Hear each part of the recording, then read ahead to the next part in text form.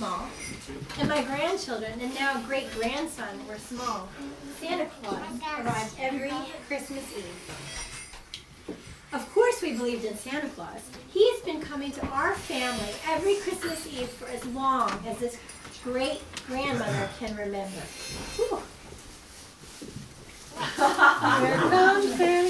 1920s and 30s, the family gathered at Grandma Dennison's every Christmas Eve. We had 10 little cousins. And when Santa Claus arrived, he had a bag full of toys and presents, all marked, especially with our names. Of course we believed in Santa Claus. And it wasn't until I was older that I realized that Uncle Ned was Santa's helper. But time moved on. In the 1940s, we lived back of Bryn Mawr Hospital on Glenbrook Avenue. Now, Aunt Sis lived across the street with little Dave and the twins, Steve and Teddy, while Uncle Ted was away in the army somewhere in Europe. And just up the street was the house of Cousin Ted and Nancy Dennison with little Barbara and baby Evans. Cousin Ted was a Navy flyer and was seldom home. And Clark, he had finished his 2 years of residency at Bryn Mawr, and he was now a full-fledged doctor. And was sent off to Army Hospital Unit to who knows where. So, our two little girls and I, we were feeling kind of lonely. But we were going over to Grandmother and Grandfather Booth's house at St. David's for a joyful Christmas Eve party. We had lots of friends and relations on Glenbrook Avenue without husbands who had gone off to World War II, either to Europe or to the Pacific. It was Christmas Eve, about 4 o'clock, when we heard the sound of a sleigh bell. And who should come walking down the hall but Santa Claus in person! Merry Christmas!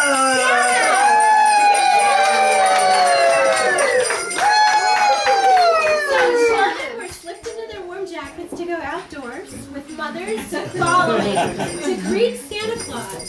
He came to each and every house. Go, little girl. Grow up. Present for you. And you weren't even born. I'll take it.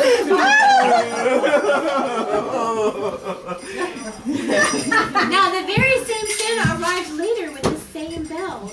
We were at a family party at Mama's and Danny's house. And the rest of our relatives were all there, too. Oh, yeah.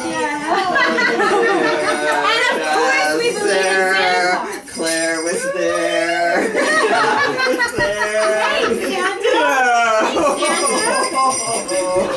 Later we realized that Danny, our grandfather Booth, was helping Santa. Yes. He returned to Glenbrook Avenue every Christmas Eve for the next 4 or 5 years during the war, or until we moved away from the war. And Santa would always disappear with sleigh bells ringing.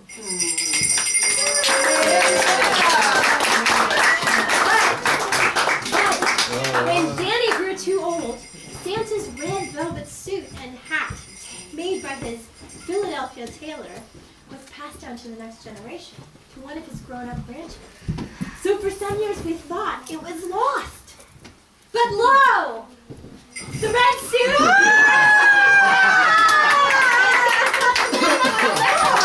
We disappears with sleigh bells and dancing with rivals, with a big bag of toys and a present for everyone, and our big family Christmas Eve gathering of Mama's and Danny's grandchildren and great-grandchildren. So of course everyone in our family. Raise your hand if you're a believer in Santa Claus. Ho, ho, ho.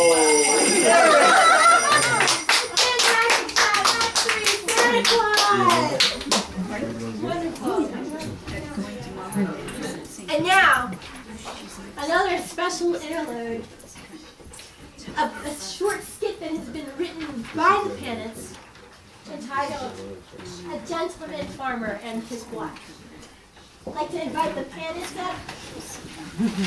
We'll do it, actually this one, we need to create a little bit more space for the gentleman farmers.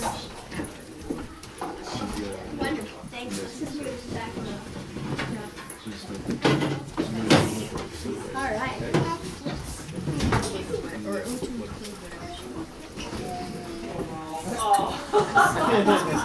Now, Al, I've got to go off to the hospital, but what I'd like you to do is move the sheep from the north pasture to the south pasture. Is that all right with you? Well, I don't think I have much of a choice, do I? Not really.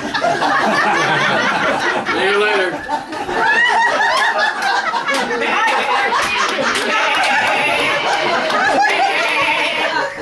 Okay, guys.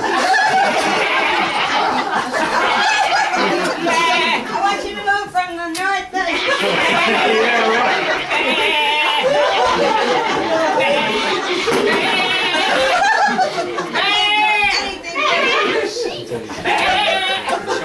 No, I can't do anything with these sheep. Bye-bye.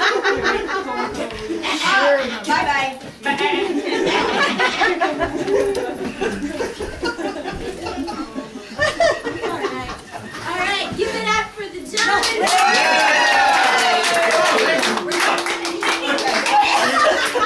You're not finished. Hold on.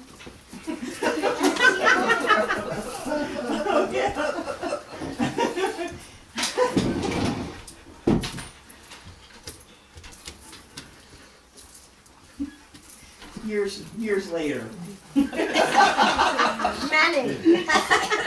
Now, Mrs. Wentz, Yes? do you recall Psalm 23? But who are you, anyway? My name is Nancy. And what are you? I'm the spiritual counselor from hospice. All right.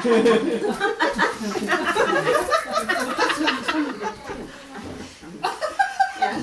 What do you? Yeah. And you want to know about Psalm 23? Well, sure, but sure. I know all Sheep. about that. I know a lot about sheep. Now, if your sheep were lost, would you need to look for them? Would you sacrifice yourself to look for them? Actually, no way. Sheep are the stupidest animals.